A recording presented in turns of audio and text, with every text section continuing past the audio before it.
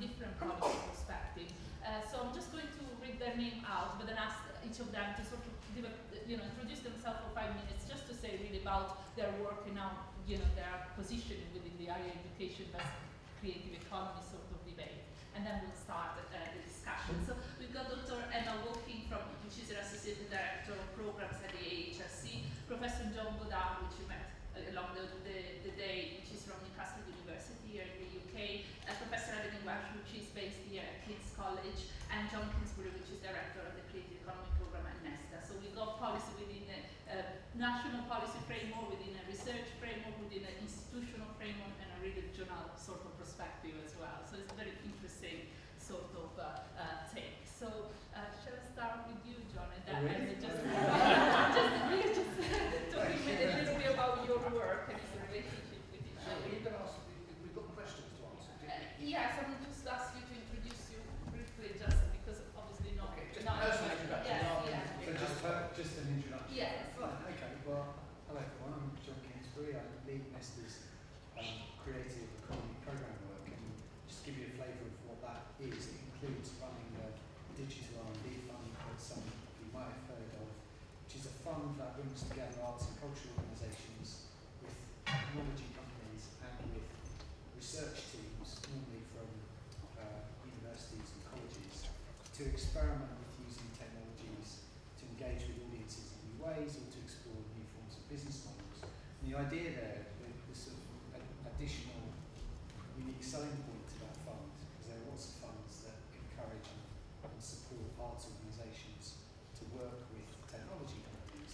The additional benefit of that is that it brings in the research element, and the research teams work not just to evaluate the project, but actually to be involved right from the beginning at identifying the experimentation and producing results off the back of that. And one of the projects is Royal Opera House, which brings together the Royal Opera House here in London with the US tech firm at King's College to develop a new form of hybrid app that radically reduces the cost for arts organisations to produce content. And they're experimenting with donating those kind of things. I guess the other thing I want to say about me and Nesta is that we often, we're not an academic institution, we're a charity, we're focused on innovation and supporting innovation, and the types of things that we've worked on in the past to bring new forms of academic teaching and skills into the creative economies.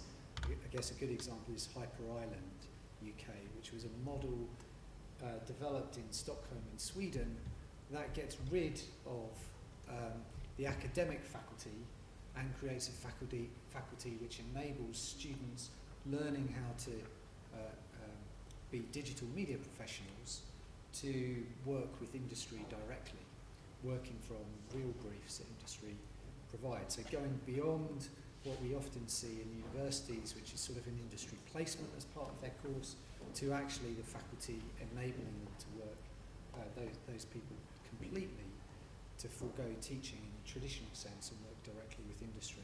I guess the first thing I want to say about me is that I'm also a governor of Ravensbourne College. It's a specialist educational institution in the UK. It's not yet a university, it's a college. And that's a college which, again, doesn't do very much academic research. It really focuses on teaching students in the realm of digital design, fashion, architecture, digital media, broadcasting.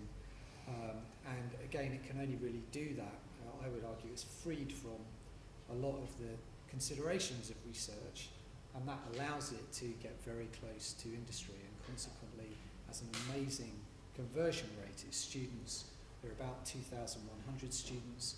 I think last year's student survey showed that 96% of them went into employment after 6 months. So I suppose in order to tell you these things, I guess I'm just presenting myself as the kind of non-academic on the panel, and that my perspective, before that I worked for Channel 4 and the BBC, so my perspective is likely to be creative industries, creative sector, rather than kind of academic. Thank you.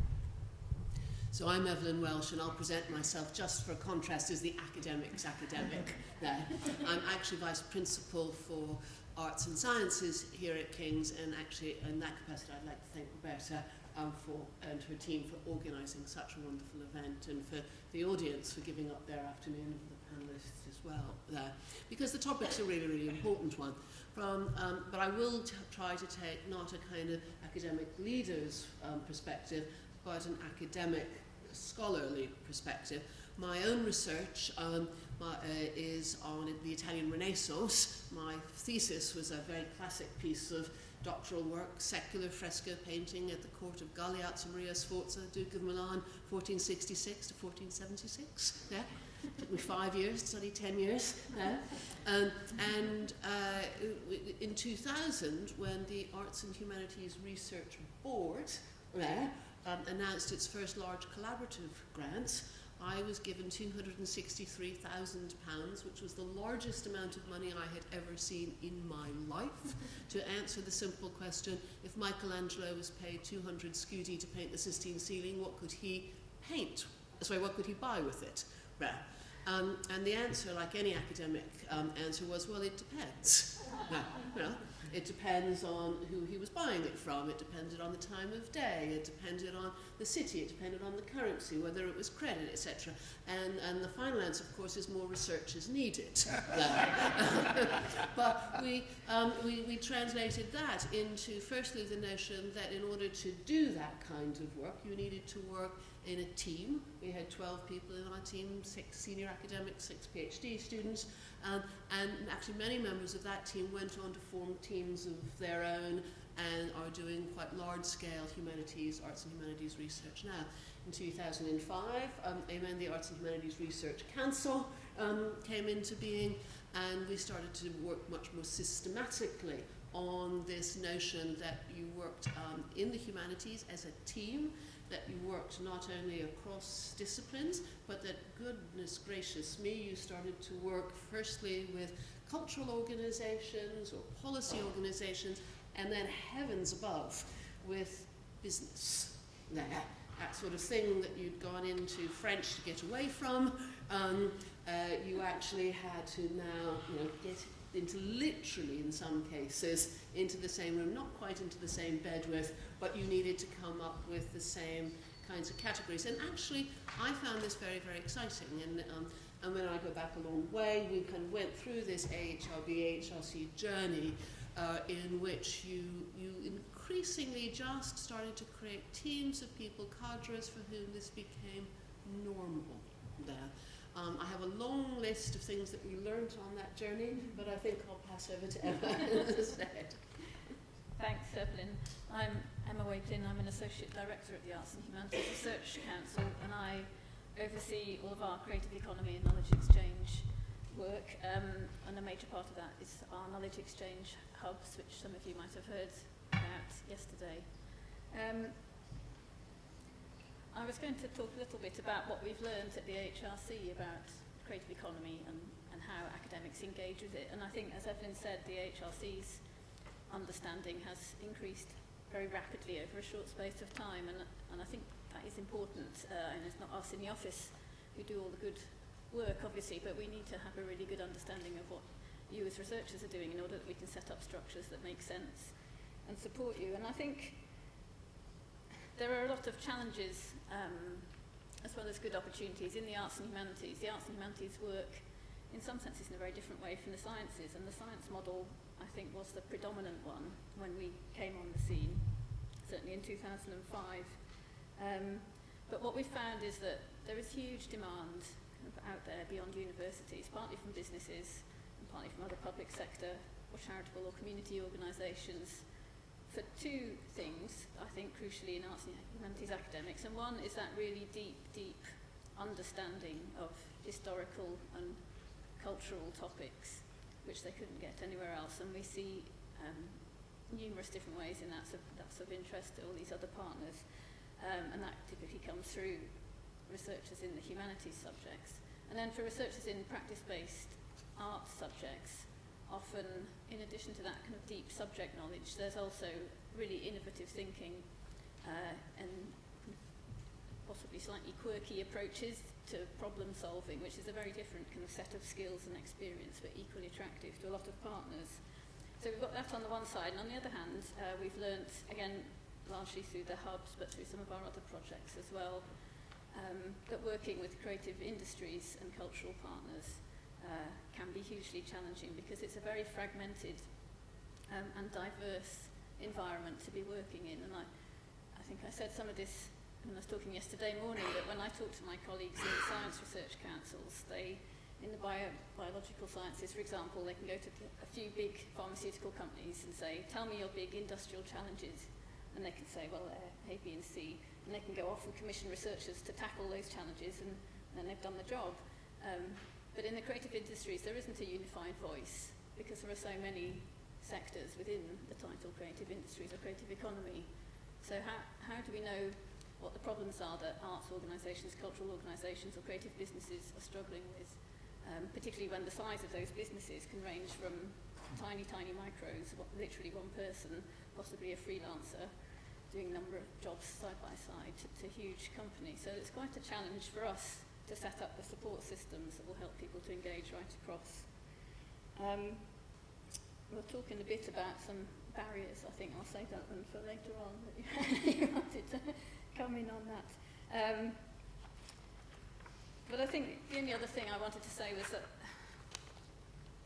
my job in a research council is largely one of translation, and the translation job is between, on the one hand, our government funders who, as you know, need to see the return on the investment they make in organisations like universities. So that means for us finding ways of making a convincing argument for why they should invest more in what we do in universities, which means translating it, broadly speaking, into pounds and pence returned for the investment. So there's that on one hand, and translating between that and academics for whom, the research questions are the driving motivation, and not particularly interested in reducing that to pounds and pence outcomes further down. So it's, how do we tie all of that together? Because we need to come up with ways of articulating, I was going to say measuring, but I think articulating what the value is and what the outcomes are of this sort of work engaging universities in the creative economy in a way that makes sense for everybody, so nobody feels sold short. Okay. I'm John Goddard. You've probably heard me making interventions all the time about the role of universities as institutions in all of this debate. Just to say, I'm Professor Emeritus of Regional Development Studies, so I'm an economic geographer. I've been working on the whole area of regional innovation and the role of universities in city and regional development for many, many years. But I had to translate that academic work into practice when I became Deputy Vice-Chancellor at Newcastle University with responsibility for, broadly speaking, engagement of the university with the city and the region, amongst other things. But that was my brief, and I saw the cultural industries as a very part of all of that. I think we made the first appointment of a Dean of Cultural Affairs, Eric Cross, who's here, who reported directly to me. And that was quite important because you had the authority of the Deputy Vice-Chancellor to drive some of the things we were trying to do through. So I think that's an important issue. If this agenda isn't supported from the top, it's both a top-down and bottom-up process, but to have Eric working with me was very, very helpful.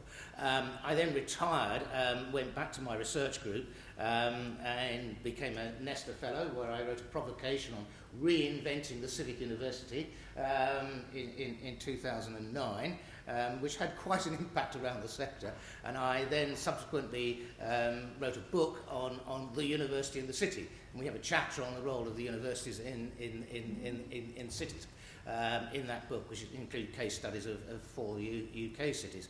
I'm now working on another book project, which is the leadership and management of civic universities. What are the issues and challenges in terms of institutional management of this engagement with society agenda? And we're doing in-depth case studies of Newcastle, UCL, Amsterdam, Groningen, Aalto, Tampere and Trinity College Dublin, all big research-intensive universities who are struggling with the issues of how to manage all of that. But I'm also a bit of a policy wonk. I spend a lot of time in Brussels advising, actually, DG Education and Culture, all sorts of programmes coming out there, like Knowledge Alliances, done some work on that, working DG Regio on the structural funds and the innovation strand there, and I'm now on 2 advisory groups for Horizon 2020, one of which is particularly interesting and relevant to this group, which is society, science with and for society. Some very interesting things that are going there if you're want to watch that. So yes, and now also debating with the Higher Education Funding Council on some of these issues. So I'm a bit of a sort of butterfly.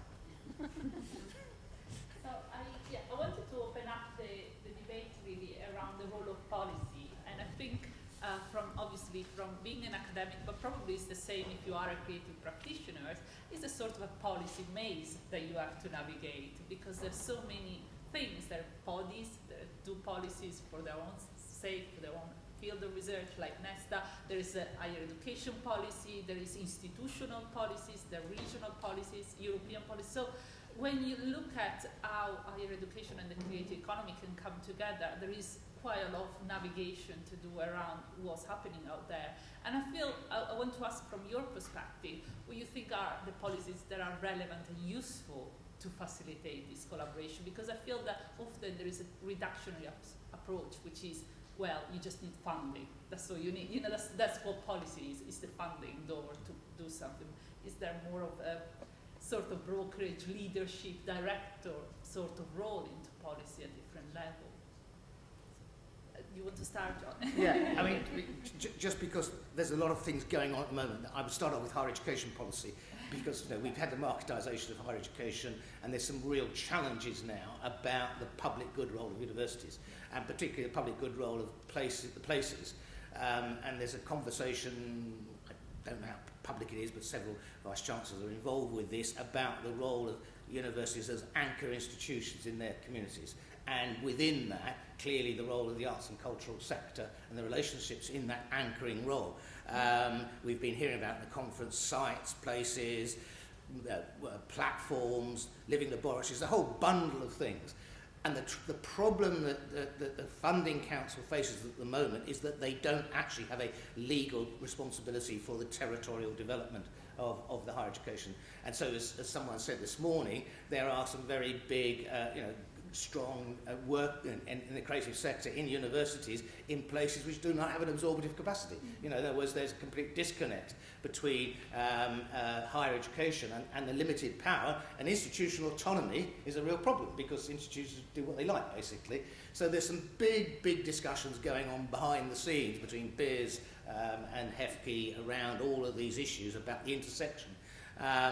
And if we move on to the other parts of the sector, what's happening across Europe is higher education is coming out of its silos. It used to be ministries of education, higher education. There's a recognition that higher education policy needs to bridge into other fields, whether it's industry policy, arts and cultural practices, and so on. So I think, and in that national dialogue, what I've observed is that at a national level and a European level, everyone passes like ships in the night.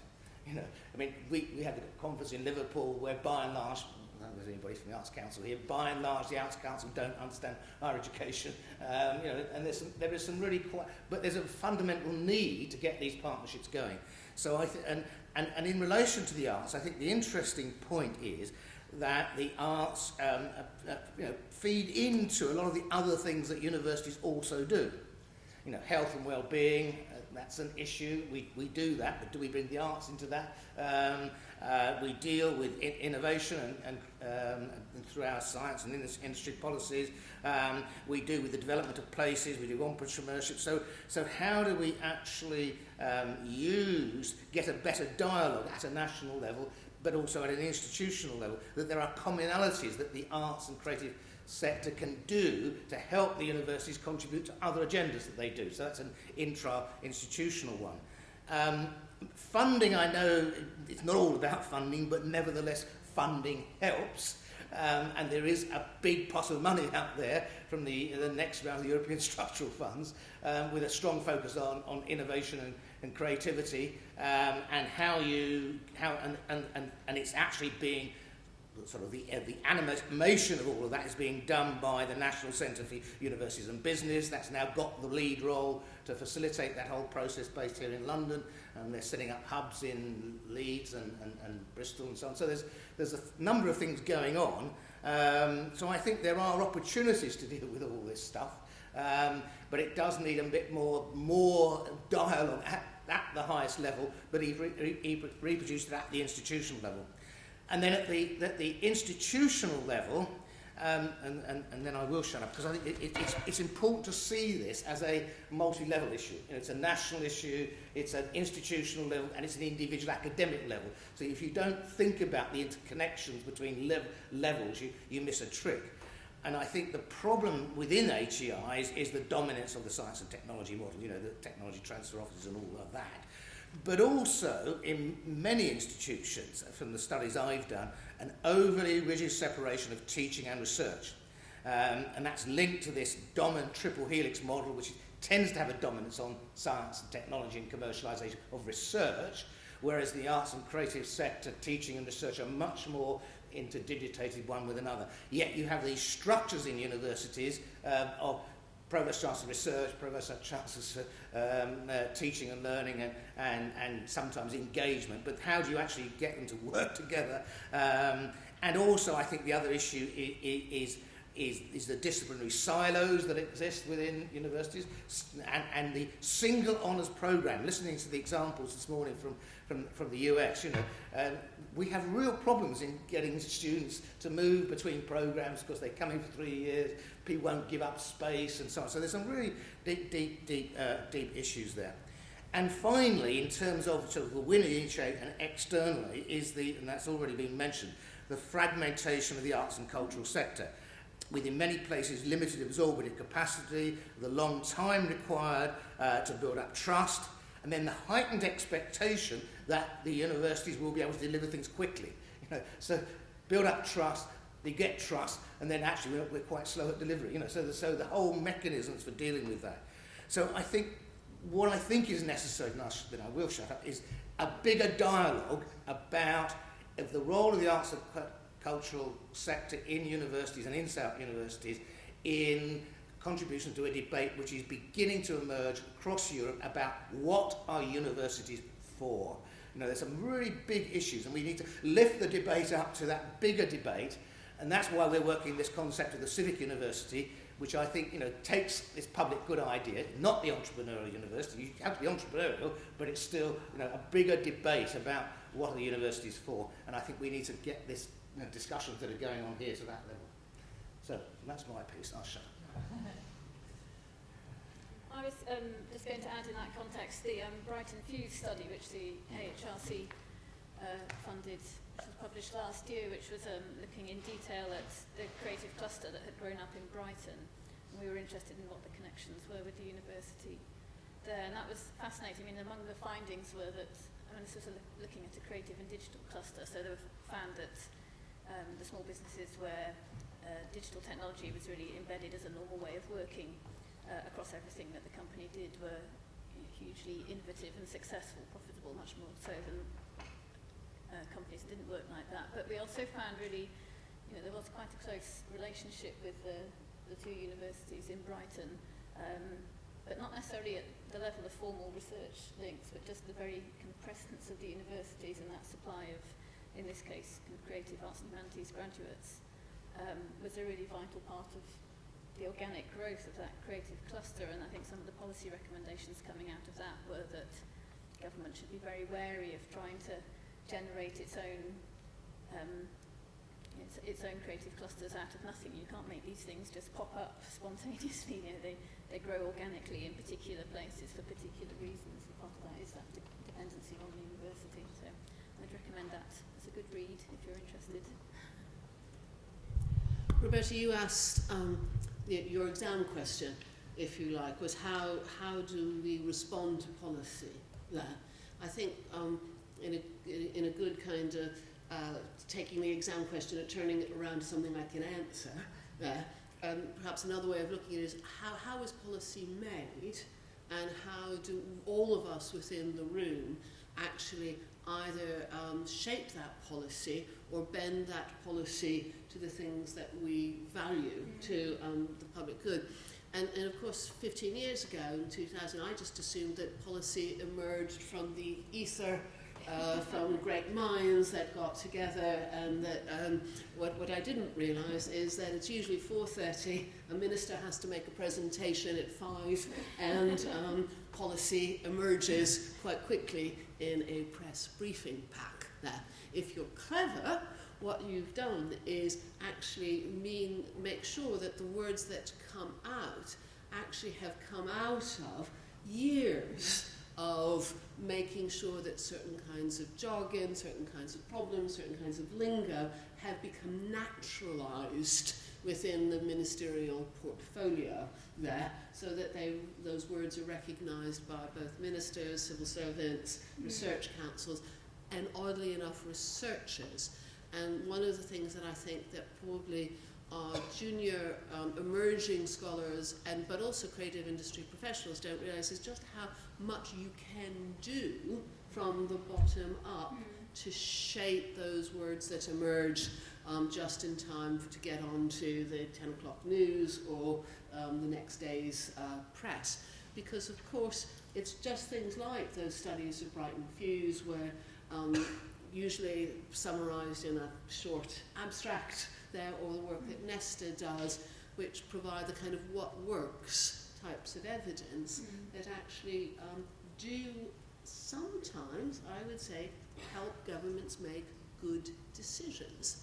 Where from my perspective we fall down is our evaluation techniques are, as we were hearing, still shaped by a kind of notion of managerialism and outputs that feels like the factory floor of the 1970s. How many jobs, growth in patents and licenses. It's extraordinarily mechanistic in ways that even accountants don't do accounting anymore. So we have this mismatch between really good evidence about organic growth, different kinds of stimuli, but our metrics are still very much kind of down at the shop steward floor. And that, for me, is the kind of join that we need to start making. But Nesta, of course, is going to help us do that. Well, yeah, we do. And my colleague Hassan, who's not here today, publishes new ways of measuring. But I think we're going to come on to measuring, aren't we? So we can talk about that. Yeah, I mean, certainly evidence-based policy making is good. I suppose I would start from a different question, which is, well, what do we want to happen? And therefore, what policy that needs to be navigated, and especially with the creative economy, why do we like it, and why do we think it's a good thing? It should be the starting point, rather than saying, well, what policy should be directed towards making more of it happen. And I think the reality, or the consensus of realities, is that a vibrant, diverse creative economy, i.e. an economy that allows creative ideas to reach audiences or markets, whether they're commercial or whether they're non-commercial, is a very good thing.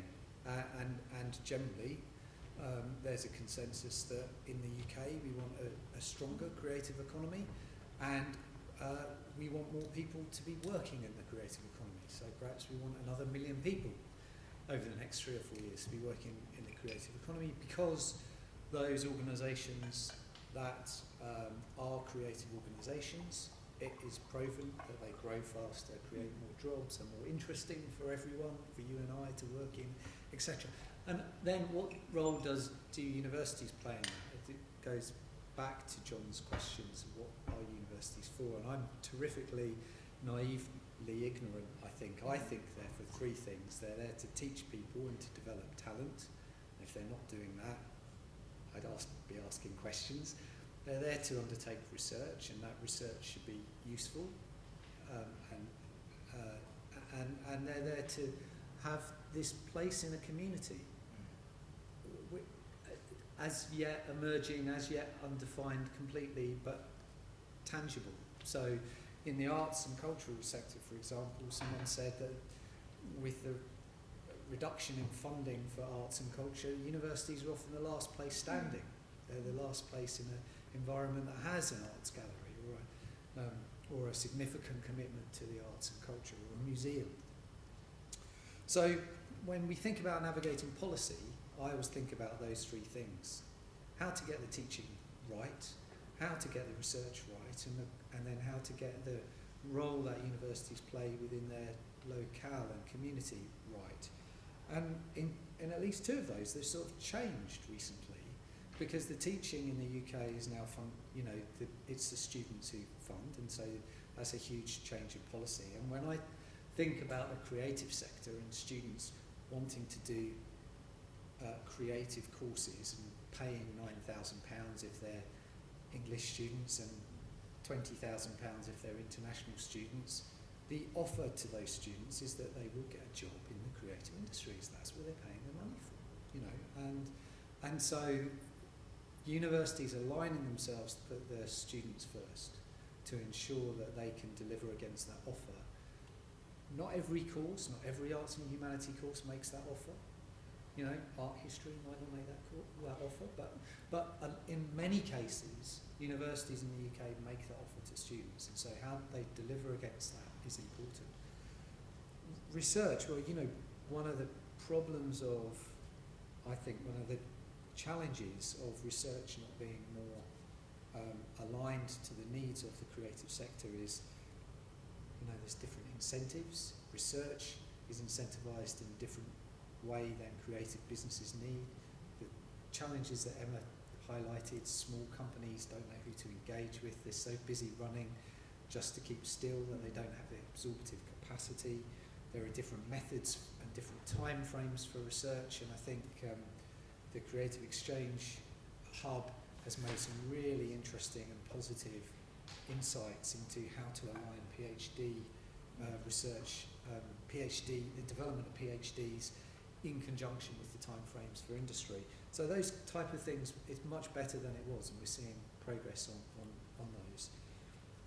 But also universities, John, you talked about this sort of autonomous nature of them. Well, that reflects back to a problem for creative organisations. When I was at the BBC, it was very difficult for the BBC, despite a very positive attitude, to engage systematically with universities, because they all have their different ways of doing things.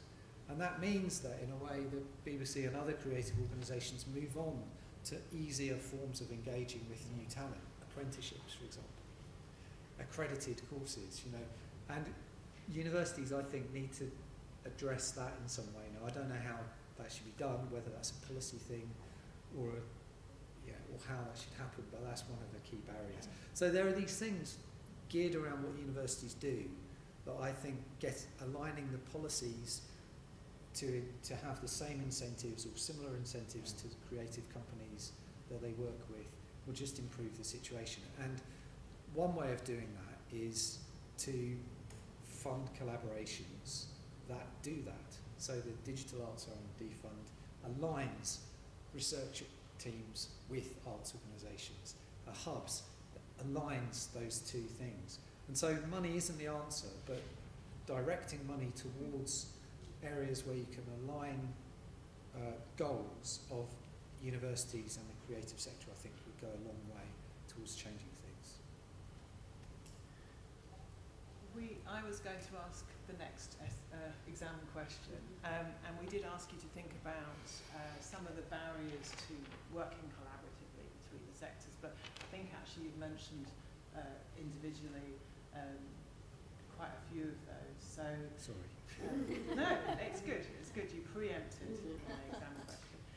So I think we'll move on to the next one, which I think is really strongly linked with that kind of last the things we've been talking about just now in terms of evidence-based policy, in terms of targeted funding, and in terms of sort of some of the successes of initiatives that have facilitated working across the two, or actually many more sectors. So my question is, and to each of you, is about, it's not necessarily the measurement, and it could be the articulation, but it is actually how do we account for the kind of value that's generated through these collaborations, and sometimes that might be at a very small level, or sometimes it is about being able to stack up and produce advocacy. So what would your responses be? Well, I think one of the key things that the arts and cultural sector is good is narratives, telling stories in a way about the process, because I think one of the interesting things in the Ref Impact story was that you had to have a narrative about things, but the trouble is that narrative was embedded in the Ref Impact was essentially a linear model I mean, you know, in the ref, you know, it was about, you know, you did the research, and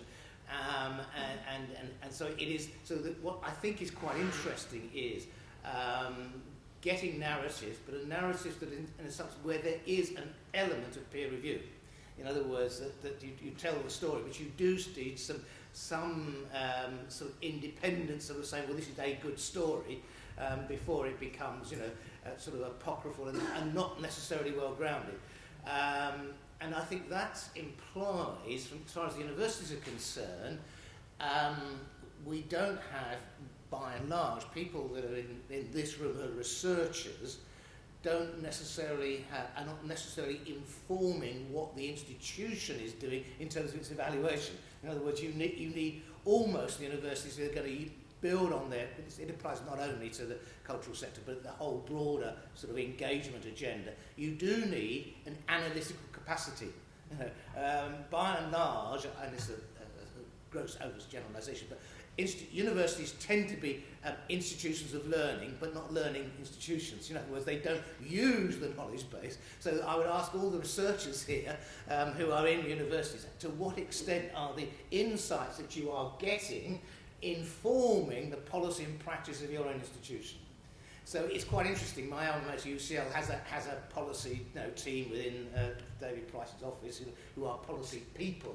And if the people who are actually setting the policies and practices of the institution, and I think it has to be good quality, because I can tell you this, I've got a pile of books that high on universities and engagement, and they're case studies written from a hype point of view. You know, they are, open the page of the Times Higher, all the universities everywhere saying we are engaging, we're having impact, but it's just puff, much of it. And you do need this ability to be self-reflective within the institution, and you need good, relatively independent, social sciences and arts and humanities workers to inform that policy, and they are then feeding this stuff into the broader policy debate as well as informing what's going on here. So that's, I think that's, it's not a perfect answer, but and they should have the peer review process about as part of that whole exercise. Emma, you're going to have to do this quite shortly. You were telling me yesterday, well, not you personally, Yeah. but the Arts and Humanities Research Council. So Yes, I mean, it's one of the things we've been thinking really hard about with the knowledge exchange hubs, and we thinking at the outset how we would evaluate their progress and their achievements, and we started off with a template which asked questions about how many workshops have you held and how many businesses have you met, and we suddenly thought, actually this isn't telling us, the learning that they were coming up with was not captured by those sorts of fill in a number in a box thing. Actually, one interesting thing we've done recently is to write to the hub directors, because they were all telling us anecdotally how so one of the valuable things about the hub model is that you've got a director who can kind of compile all of that thinking and learning and then reflect it to wherever it needs to be reflected, which is kind of different from the kind of funding individual projects model. So all the hub directors were saying that they've been having massive battles with their universities over things like not being able to pay tiny companies small amounts of money rapidly enough before you lose the interest of the company, not being able to put together contracts or IP agreements in a way that suit tiny companies.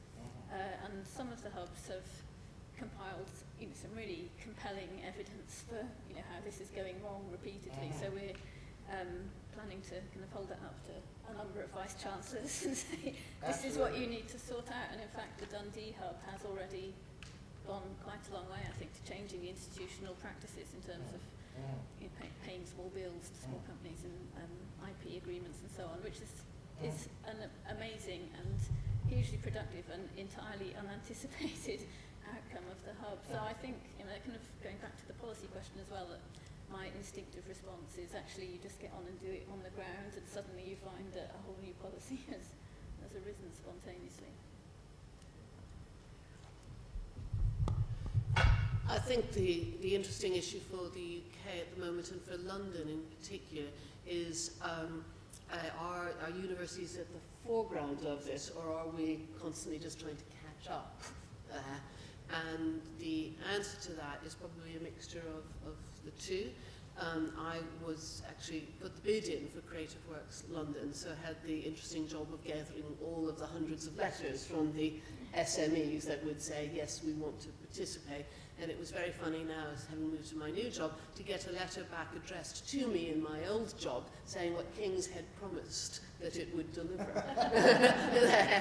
Because I was now responsible for stepping up to the plate and actually producing the goods. And what universities particularly find problematic is change. It goes into the system and in sausage-like it needs to come out at the other end. What SMEs need is high levels of flexibility and the ability to cycle in and out of each other's space there. And I do think that some of the most important programs that both the AHRC and the Leverhulme funded and are no longer necessarily funded are these kind of creative exchanges in which creative practitioners actually come and work within the university space, and of course what they're there for generally is for a salary, which tides them over income loss, and that's very beneficial, but also they start to understand what you can unlock within the university space. Even more important, and this is of course what Jonathan Dovey's React Hubs meant, is how you cycle academics in and out of those creative spaces there, where you get both the joy but also the fear that comes with not knowing whether or not you can pay your bills in 3 or 4 months' time there. And that, above all, creating those new generational relationships is, because it is all about those personal relationships. And no matter how many vice chancellors say, yes, I promise I'll do this, actually if it's down on the ground on the day, people have to feel that they're getting something really, really valuable out of it. And we are very poor at our promotion, getting our incentivization structures within universities sorted out. But to be fair, things like staff committees and promotions are done by academics for academics. It isn't actually nasty leaders who are refusing to make these changes. This needs to come. It is the academy needs to wake up to the opportunity rather than seeing this as a challenge. It's good fun though. Oh, it's me. Yeah. Well, again, I think I'm probably being really naive in terms of measuring value, because for me it would be, do students want to come and study at your university? And you get figures on that. And if they don't, there might be about telling stories of the university and what message you're giving to them and what results you get. But ultimately, a metric is, do students want to be at your university? Another one is quite simple. Again, I would say that if you want to continue activity after the funding has run out, it probably is providing you some value. And so it's up to you to continue. And that's, in life when we buy stuff, if we want to continue buying a service, we buy the bullet and we buy, and you get some value out of it. And so I'm not sure it necessarily needs a killer metric for what that is, but actually if networks continue after the funding runs out, and in fact in many cases I'm a believer of funding being used to seed fund an idea, and public money should really be used as an investment in new ideas to seed fund things which perhaps when they can continue, if they're providing value, that's a lovely discipline, knowing that there's a deadline for public money to run out. And the third is really the strength of your alumni. If people are willing to stay in touch with your university because they had a fantastic student experience, or perhaps they did some world-beating research, or perhaps they just want to be associated with the place, and then they're willing to cough up some money to help other people come along on the journey, I think that's a very strong indicator that your university is a very good place. I don't know whether this is true. Oxford and Cambridge often don't call on AHRC or other research councils for funding because they can generate so much from their alumni. Now, part of that is because of their reputation, but part of that must be because those individuals had a great experience when they were there. However you measure that, I I don't know whether that's true or not. Actually, Oxford and Cambridge get quite a lot of money. Oh, do they? I'm so sorry. I'm so sorry. There's an interesting situation. They get an awful lot of the responsive mode research funding, but not very much of the knowledge exchange funding. Okay. In fact, hardly any. Yeah. Yes, quite. Which is interesting in itself.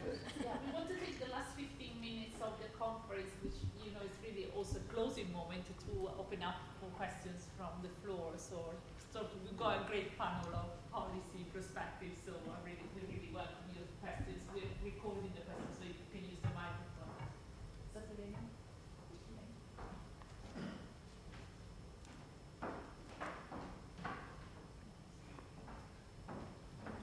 Hello.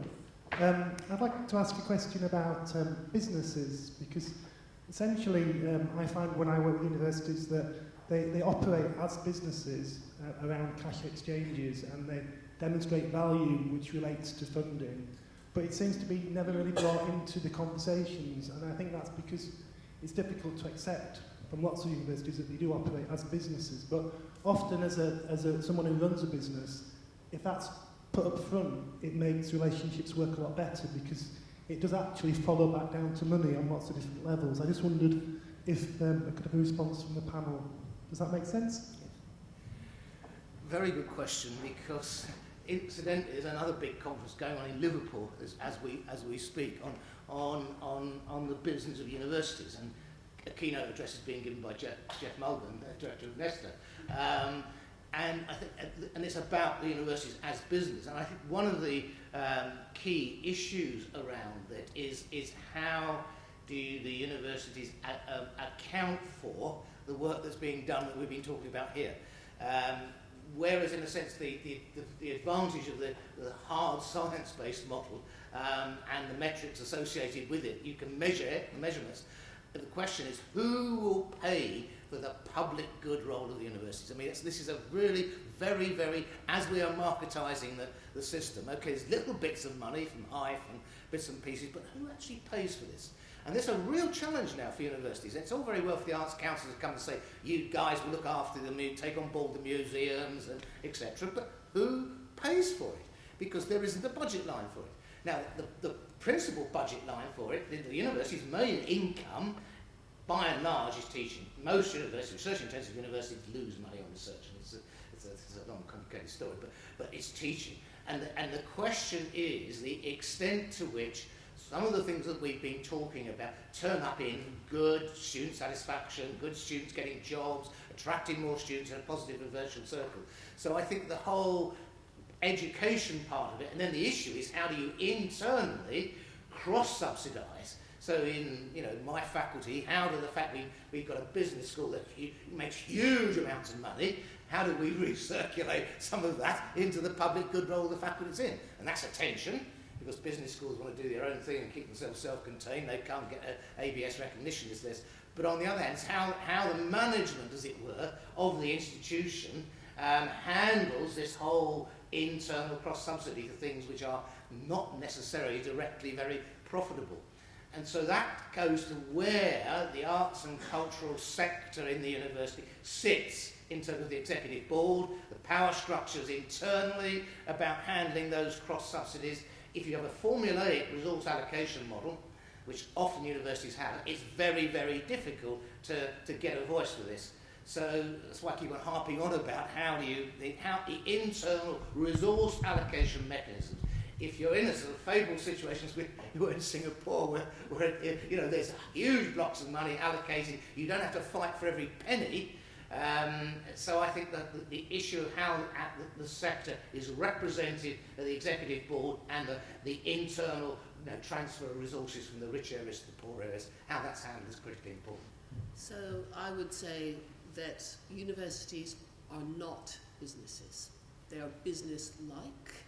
They are business-like in their approach to financial sustainability, Yes. but their strength comes from the fact that they are not businesses, and indeed the investment that students make. So students aren't buying a degree, they're not customers, they are investors in their own future. And we are co-investing as taxpayers in that future because of all the things that John has been talking about. But categorically, it is important that you recognise that the reason a place like King's has been around since 1829 is because it is not chasing a short-term quarterly profit margin there. And that is why you have to keep your eye on that, but you also have to think, how will we do something that we will only realise the return on in 35, 45, maybe 150 years there? And like cathedrals in the past, these are places where people put their futures in a way that may be several generations beyond them, and we lose that at our peril.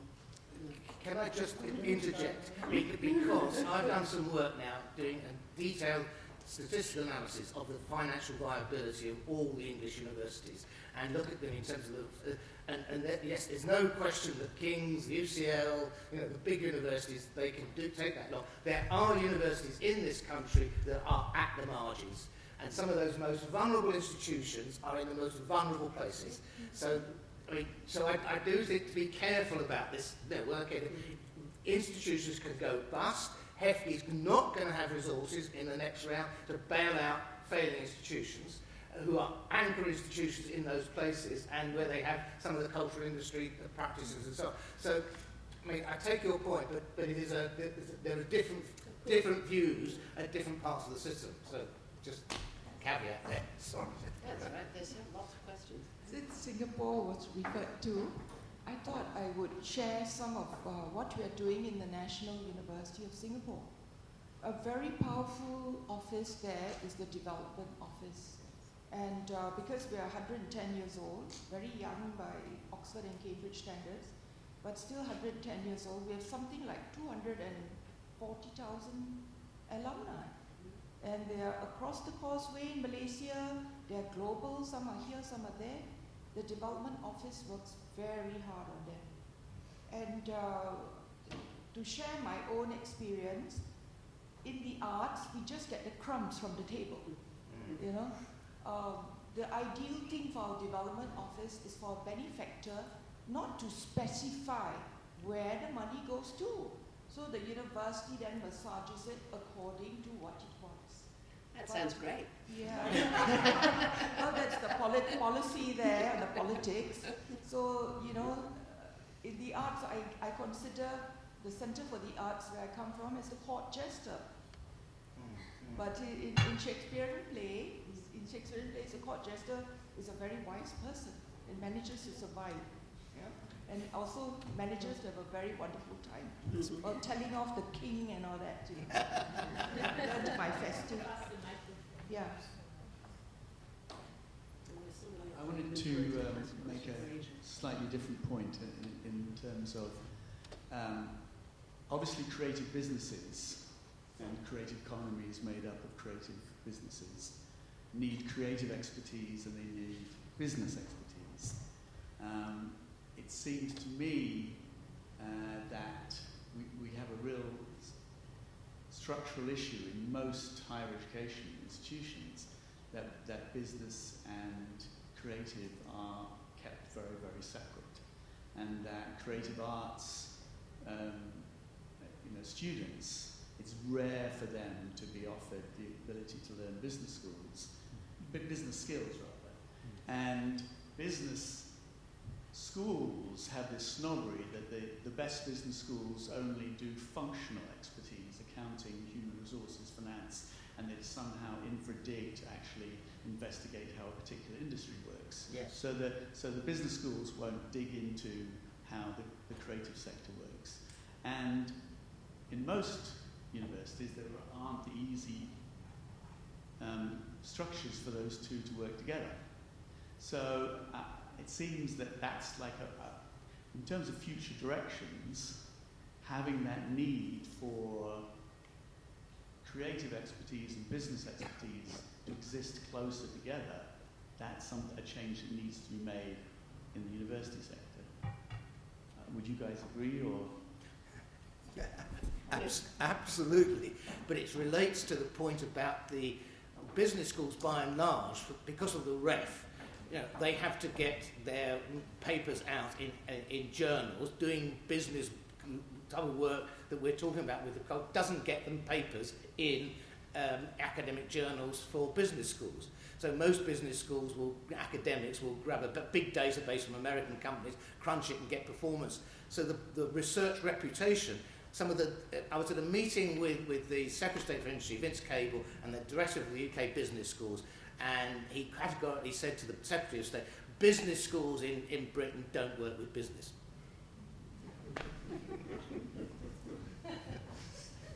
Can I answer that? Yes. I mean, absolutely agree with you. And the best creative courses in the UK do that, I think. And I did my MBA at Imperial College, and I was lucky to get a window of time when they were quite interested in some aspects of creative industries. So rights for broadcasting, you know, and the economics behind that was something that I was able to do. But I completely agree with you that in most undergraduate creative courses in the UK, students are not given the aspirations to launch their own creative business, to understand the basics behind business, or even in many cases to understand that while they might be creative and they should continue being creative, to have an awareness of who they might team up with a business mind in order to succeed, is something which is actually one of the key success factors for the creative industries. So we should get this message out much more, and it's a crying shame that in many of the very good technically creative courses that enterprise skills are only taught at postgraduate level, and that is a shame, and it's something Nesta's very interested in sort of changing.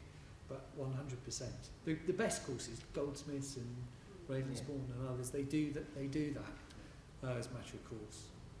Just a quick point about, just following on from John's point about research needs to be useful to the cultural sector.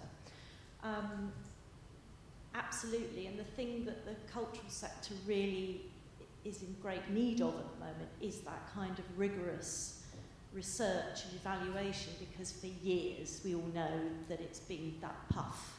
You know, it's been a report to the Arts Council to say how great they are, rather than really digging down and doing rigorous research. Just a bit of a plug, we've just finished doing a report with the AHRC Cultural Value Project, which has been great for us. We've used 3 coastal visual arts organisations to look at their value to the community in terms of health and well-being, which is great because it gives those organisations really valuable tools to argue with local authorities and their stakeholders and their communities as well. But what we're kind of struggling with is there are all these other projects that have been funded through the Cultural Value Project, but nobody's bringing them all together. And nobody is bringing them all together from the Arts Council's point of view, which seems to me to be missing a trick. Or you know, we would like to find ways in which to really utilise this kind of material, both for the value for the benefit of the cultural sector and for sort of policy to inform policy. That's clearly one for you. Yeah. I'm glad the project's gone so well. We the AHRC and the Cultural Value Project will be bringing all of the projects we funded together once they've all completed, so it's a bit premature to do it at the moment, but that will happen. And I think the ramifications of that project will continue beyond the life of just the funded projects, because I think you're quite right that once we've got the final report from the Cultural Value Project, we, the AHRC, then need to think about, exactly as you say, how do we then explore that with all the other arts and cultural partners who are involved, and we can't just sit on it in the universities. Right. Yeah, I think we were going to close and keep on time, so because I know there's a lot of people who need to leave and rush. So I want to first of all thank our panel for the enlightening comments and questions answered. It was really, really useful. So if you want to join me.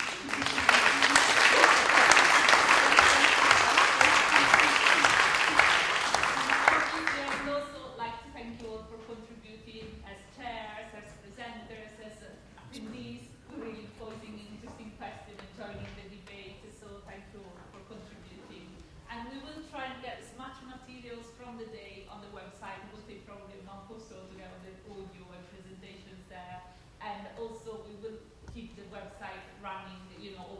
the life of the networks even over. So if you have an interesting thing you want to share in the future, any new paper, anything that you think is relevant, always keep sharing, and we will, share it with everybody else through the website. Thanks again for your contribution. Thank you. And I'd just like to, we could also, with permission, share the delegation list if that's useful, but also register at the website and then you'll get regular updates. But finally, I'd actually just like to thank Roberta, because it was she that put this conference together. She's worked incredibly hard, and it's her vision that's driven this network. So should we join together?